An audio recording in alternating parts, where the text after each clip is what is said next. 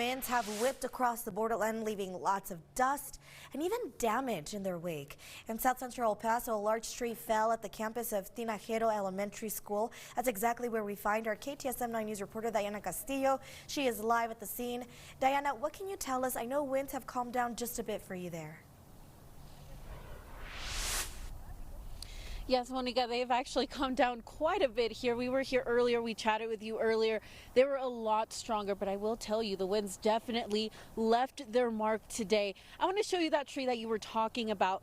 As you can see, this large tree toppled right beside this campus. Again, Tinajero Elementary here in South Central El Paso. Now, earlier as we arrived, school was still in session and crews were out here working to clear the debris. Now, video from earlier in the day shows the tree right after it fell with large branches scattered across the campus.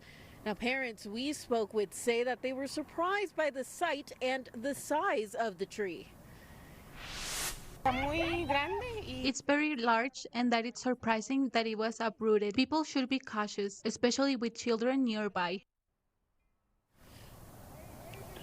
Now, Paso ISD says safety remains their top priority and that crews quickly assess and secure campuses during weather-related incidents.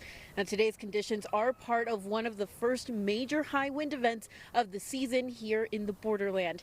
Now, thankfully, no injuries have been reported as a result of this fallen tree, and the scores of others around the Borderland. Nonetheless, officials are urging people to be cautious and make their way around the area amid these strong winds. Monica?